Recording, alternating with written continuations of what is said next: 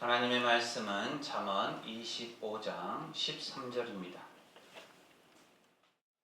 충성된 사자는 그를 보낸 이에게 마치 추수하는 날의 얼음 냉수 같아서 능히 그 주인의 마음을 시원하게 하느니라. 아멘. 오늘도 예배 참여하신 모든 분에게 하나님의 은혜와 평강이 늘 함께 하시기를 바랍니다. 무더운 여름이죠. 여름 하면 생각나는 게 뭐가 있습니까? 아이스크림. 또요? 없으신가요? 여름 과일.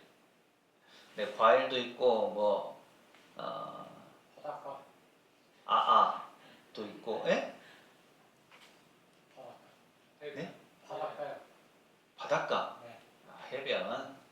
계곡도 있고 여러 가지 것들이 있겠죠. 여름에 가장 필요한 게 뭘까? 당연히 사람에게 있어서는 생수입니다. 생수. 그것도 차가운 생수죠. 무더운 여름날 열심히 운동을 하거나 또 일을 하다가 쉬었을 때 마시는 그 생수의 느낌을 여러분은 아십니까? 다 경험해 보셨죠? 얼마 되지 않은 양일 수도 있겠지만 그 생수 한 모금 또 그 물이 우리로 하여금 그동안에 쌓였던 모든 피로를 씻겨 나가게 하고 새롭게 재생되는 시원함과 상쾌함을 느끼게 합니다. 그래서 그러면서 우리의 정신이 맑아지고 다시 일어설 힘을 얻게 되는 거죠. 오늘 우리가 함께 살펴볼 이 잠언 25장 13절의 말씀은 바로 이 얼음물, 얼음 냉수에 관한 비유를 통해서 한 사람의 가치를 이야기하고 있습니다. 우리 말씀을 다시 한번 함께 읽습니다. 시작. 충성된 사자는 그를 보낸 이에게 마치 추수하는 날의 얼음 냉수 같아서 능히 그 주인의 마음을 시원하게 하느니라. 아멘. 이 말씀은 우리에게 중요한 질문을 던집니다. 내가 누군가에게, 어떤 사람에게 얼음 냉수와 같은 그런 시원함을 주는 사람이었는가? 또 오늘 주시는 이 말씀의 주인은 결국은 하나님을 뜻하는 거잖아요. 내가 하나님의 마음을 시원하게 해드리는 삶을 살았는가? 여기서 말하는 시원함은 물리적인 우리가 바람을 쐬거나 또 시원한 것을 죄송합니다. 차가운 것을 먹음으로 인해서 느끼는 그런 시원함만을 뜻하지는 않습니다. 물론 그런 시원함도 충분히 있죠. 하지만 오늘 이 말씀의 시원함은 깊은 만족감, 안도감, 그리고 신뢰에서는 평안함을 포괄합니다. 마치 무더운 여름에 갈증에 지쳐있을 때 마시는 그 한 잔의 얼음물이 온몸의 피로를 씻어주고 정신을 맑게 해주듯이 주인의 마음을 시원하게 하는 사람은 바로 그런 존재이죠. 오늘 우리는 이 시간 한 사람의 인생 이야기를 통해서 어떻게 주인의 마음을 시원하게 할 것인가, 그리고 그 과정에서 우리가 겪는 어려움, 그리고 극복해야 할 과제는 무엇인지 말씀을 통해서 함께 살펴보고자 합니다. 우리 앞뒤 좌우에 계신 분들하고 이렇게 인사하실까요? 손을 잡고, 거리가 무엇인가요? 손을 잡고 한번 인사합니다. 하나님의 마음을 기쁘시게 합시다. 하나님의 마음을 기쁘시게 합시다. 한 번 더 하시죠. 서로 서로에게 힘이 됩시다. 서로 서로에게 힘이 됩시다. 옛날 어느 마을에 김씨라는 농부가 살고 있었습니다. 그는 오랜 시간 동안 밭을 일구면서 정직하게 살아왔지만 늘 무언가가 부족했죠. 그러던 어느 날 멀리 떨어진 이웃 마을에 사는 한 지주에게서 밭을 임대하게 되었습니다.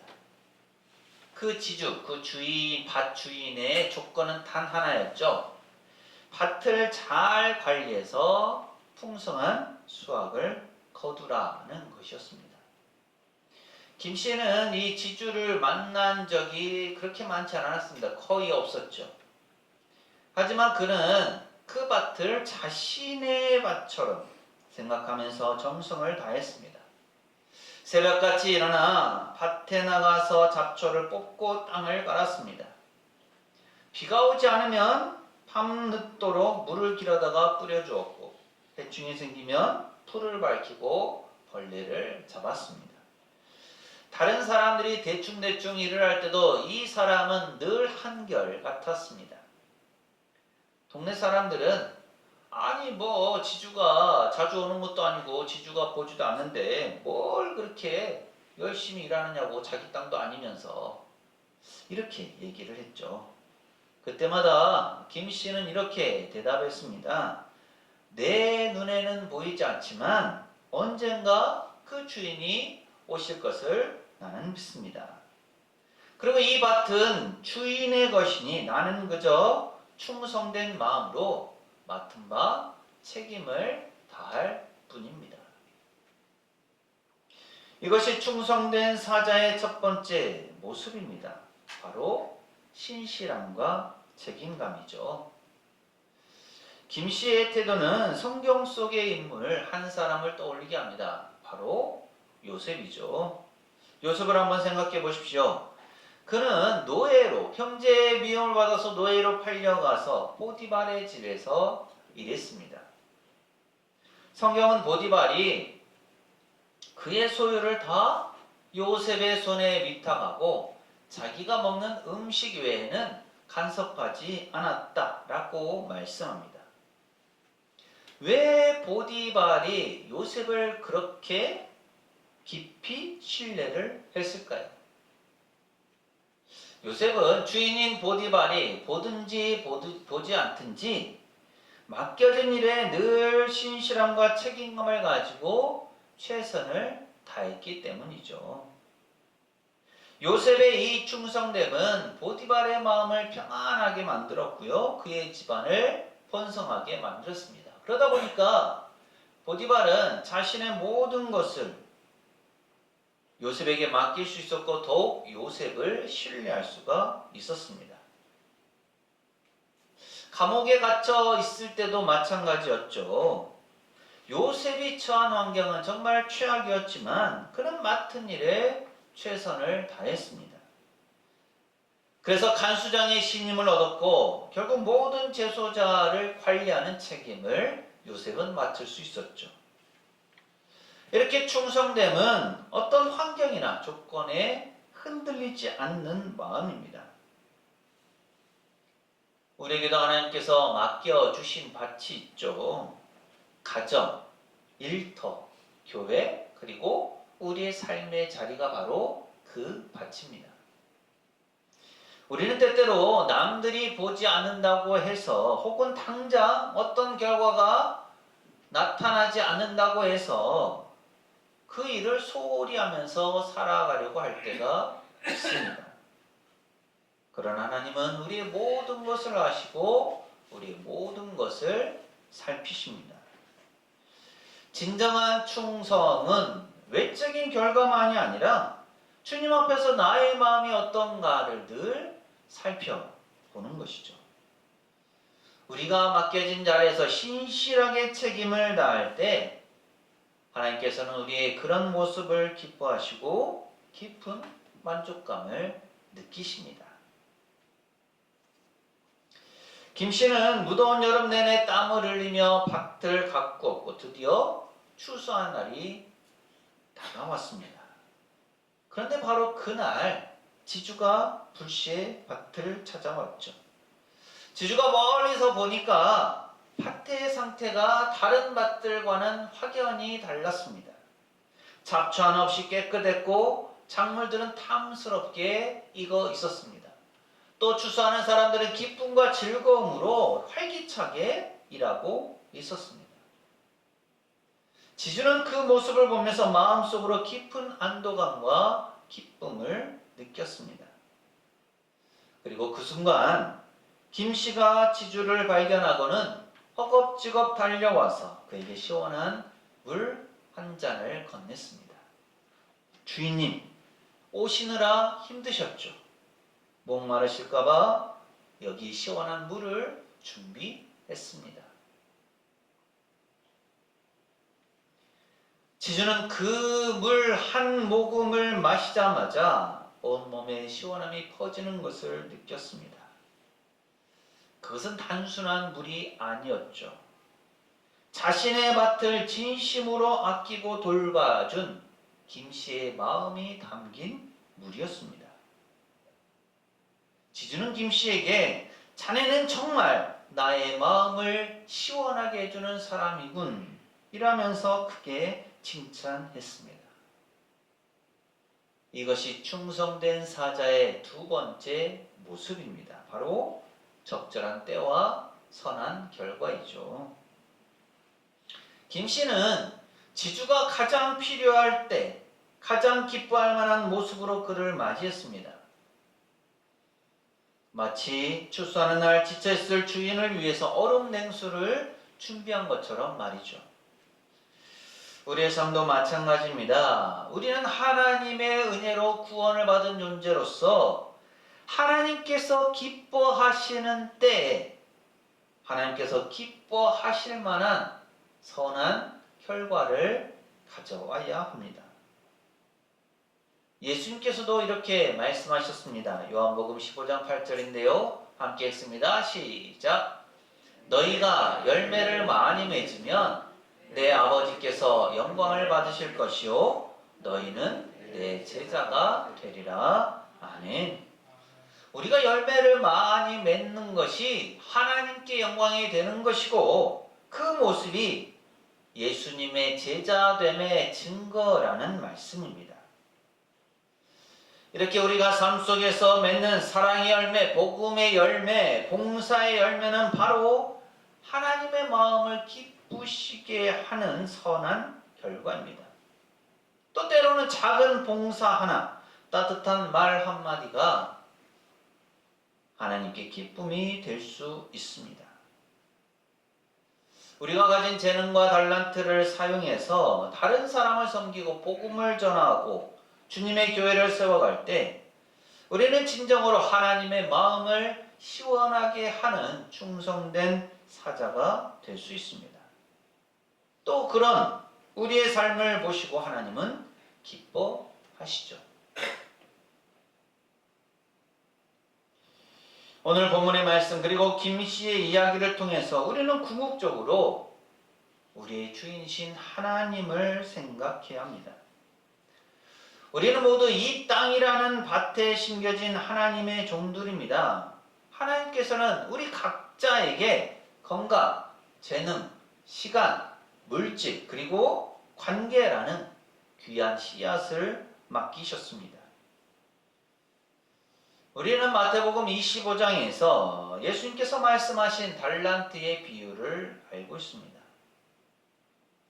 멀리 여행을 떠나려던 주인이 자기 종들을 불러 모아서 돈을 맡깁니다.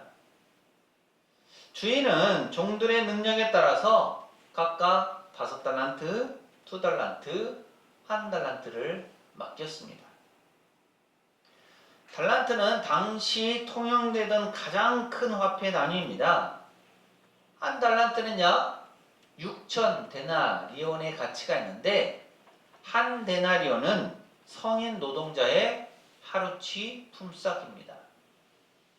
오늘날의 가치로 환산해서 하루 일당을 10만 원이라고 한다면 1달란트는 약 6억 원의 가치가 있는 큰 돈이죠. 여기서 의미하는 달란트는 물론 이런 돈의 개념도 있지만 주님께서 우리에게 주신 은사로서 재능이나 재주, 솜씨 등을 가리키기도 합니다. 각각 달란트를 받은 종은 마치 우리가 우리의 주인 되시는 하나님께로부터 각자의 역량에 맞게 일정량의 달란트를 받은 것과 같습니다. 달란트를 받은 종들은 어떻게 합니까? 5달란트를 받은 종은 그 돈으로 장사해서 5달란트를 남깁니다. 2달란트를 받은 종도 그 달란트를 잘 활용해서 역시 2달란트를 더 벌어들입니다. 그런데 1달란트 받은 사람은 땅을 파서 그 돈을 그대로 땅에 묻어 두었습니다. 세월이 흐른 후에 주인이 돌아와서 결산을 하려고 종들을 불러 모으죠. 5달란트 받은 종은 10달란트를 가져와서 주인 앞에 내놓습니다. 주인은 이 종을 향해서 잘했다, 착하고 신실한 종아, 네가 작은 일에 충성을 다했으니 내가 너에게 더 큰 일을 맡기겠다. 자, 나와 함께 기쁨을 누리자꾸나 하였습니다. 2달란트 받은 종도 주인 앞에 4달란트를 가져와서 내놓았죠. 그러자 주인은 5달란트를 줬던 종과 마찬가지로 이 2달란트를 줬던 종에게도 칭찬을 하였습니다. 그리고 마지막 1달란트 받은 종이 주인 앞에 나와서 가지고 있던 1달란트를 내놓죠. 그러면서 저는 주인님이 두려워서 행여 이익을 내지 못할까봐 이 돈을 땅속에 그대로 두었습니다. 라고 하였습니다. 이제 주인의 것을 받으십시오. 라고 했죠. 이 1달란트 받은 종은 주인을 인색한 수전노로 보았습니다. 주인이 준 이 달란트를 가지고 장사를 하다가 혹시나 잘못되어서 다 잃어버리게 되었을 때 어떻게 할까라고 하면서 두려워한 거죠. 그래서 머리를 짜내서 생각해낸 것이 받은 재물을 땅속에 그대로 묻어둠으로써 본전이라도 간수하자는 것이었습니다. 1달란트를 내놓은 종을 향해 주인은 화를 내면서 책망합니다. 이 약하고 게으른 종아, 네가 나를 그렇게 인색한 사람인 줄 알았더냐?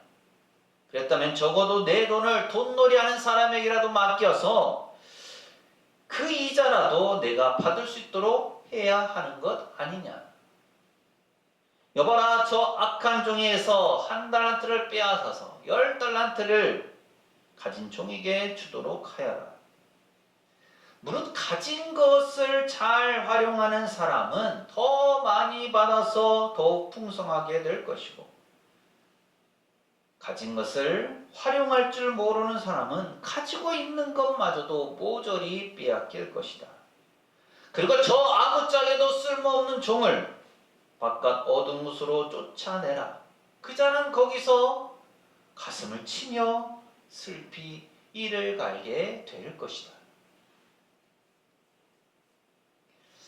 예수님의 이 비유에서 주인에게 받은 달란트, 즉 은사의 많고 적음은 중요한 것이 아니었습니다. 중요한 것은 종으로서 주인의 마음을 잘 알아서 주인의 뜻대로 달란트를 잘 활용하는 것이었죠. 그랬기에 5달란트에 비해 적은 2달란트를 받은 종은 그것으로 최선을 다해서 일했기 때문에 그 종의 그 노력이 중요하고 가상했던 겁니다. 만일 1달란트 받았던 종도 자신이 받은 그 1달란트에 감사하고 최선을 다해 일했다면 비록 그로 인해서 손해가 나거나 해를 끼쳤다 할지라도, 손해를 끼쳤다 할지라도 주인은 결코 종을 책망하지 않았을 것입니다. 우리가 이 땅에서 충성된 마음으로 우리의 삶을 가꾸어 나갈 때 하나님께서는 우리의 노력을 보고 기뻐하십니다. 우리가 맡겨진 자리에서 최선을 다하고 다른 이들을 사랑하면서 예수 그리스도의 한계를 드러낼 때 하나님께서는 우리의 삶을 통해서 영광을 받으시죠. 이것은 단순히 우리의 행위나 우리의 어떤 결과만을 보고 기뻐하신다는 의미가 아닙니다. 행위의 근본에는 하나님을 향한 진정한 사랑과 신뢰가 있다라는 것을 뜻하죠. 그 사랑과 신뢰를 보고 하나님은 우리를 기뻐하시는 겁니다. 그래서 충성된 사자는 그 주인이 선하고 신뢰할 만한 분이심을 믿기에 기꺼이 자신을 바쳐서 임무를 완수합니다.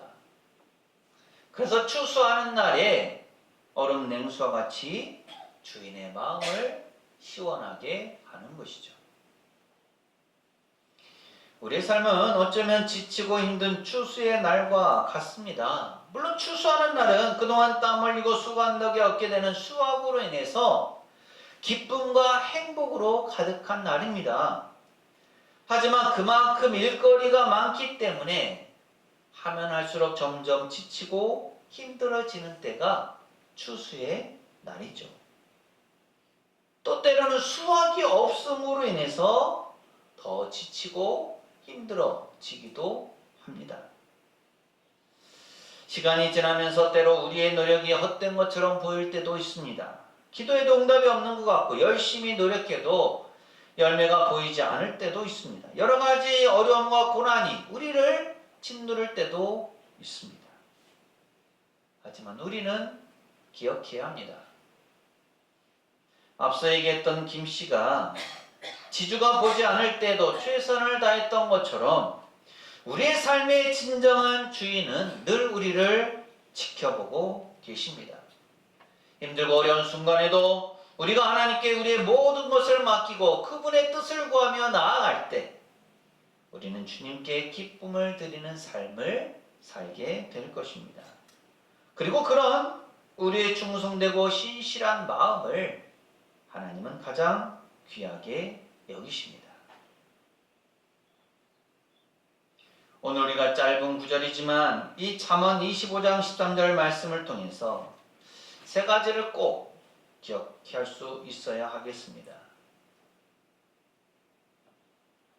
우리는 보이지 않는 하나님 앞에서 충성된 마음으로 맡은 바 책임을 다하는 사람이어야 합니다.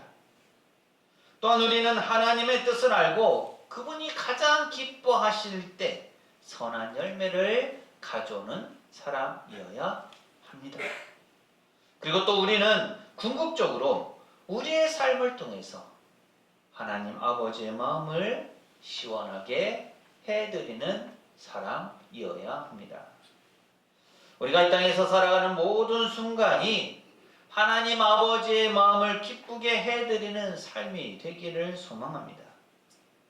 우리 가정에서, 일터에서, 그리고 교회에서 우리는 과연 하나님의 마음을 시원하게 해드리고 있는지 스스로에게 질문해 보시기 바랍니다. 또한 관계를 맺는 다른 이들, 가족과 친구, 이웃에게 나는 과연 어떤 모습으로 비춰지고 있을까요? 바라기는 우리의 신앙과 삶이 마치 이렇게 무더운 여름날에 얼음물처럼 하나님 아버지께 깊은 만족과 평안을 드리는 그런 귀한 존재가 되시기를 바랍니다. 또한 다른 사람들에게도 인정을 받고 사랑을 받는 복된 삶을 사시기를 바랍니다. 그래야 우리가 마지막 날 주님 앞에서 정말 잘했다, 착하고 충성된 종아라는 칭찬을 듣는 우리 모두가 되시기를 간절히 소망합니다. 기도합니다. 은혜의 주님, 오늘 주신 말씀을 통해 주인의 마음을 시원하게 하는 사람에 대해 깨닫게 하시니 감사드립니다. 저희가 하나님의 충성된 사자로서 맡겨진 자리에서 신실하게 책임을 다하고 주님과 솔직하게 소통하면서 선한 열매를 맺어 하나님의 영광을 드러내기를 원합니다. 저희의 삶이 주님의 마음을 기쁘게 해드리는 삶이 되게 하시고 세상의 유혹과 어려움 속에서도 흔들리지 않게 저희를 붙들어 주옵소서. 또한 저희의 작은 충성과 헌신이 하나님 나라를 위해 귀하게 쓰임받게 하옵소서. 오늘도 저희와 함께 하시며 저희를 통해 일하시는 하나님의 마음을 시원하게 해드리는 복된 사람이 되기를 간절히 소망하며 예수님 이름으로 기도합니다. 아멘. 충성된 사자는 추수하는 날의 얼음 냉수처럼 주인의 마음을 시원하게 합니다. 하나님의 자녀된 우리의 사명은 주인이신 하나님의 마음을 기쁘게 하는 것입니다. 사랑하는 세상교회 교회 여러분, 이 말씀을 품고 세상으로 나가십시오. 하나님께서 우리와 함께 하십니다. 지금은 우리 주님 예수 그리스도의 은혜와 아버지 하나님의 무한하신 사랑하심과 보혜사 성령님의 충만 교통하심이 주인의 마음을 시원하게 하는 종처럼 하나님의 마음을 기쁘게 해드리기를, 그런 자녀 되기를 소망하는 세상의 모든 교우들, 가정과 삶과 생업과 사역 위에 이 한 주간의 모든 생활 가운데 오늘 예배에 참여한 모든 이들과 우리 교회 위에 영원토록 함께 하시기를 간절히 축원하옵나이다. 아멘.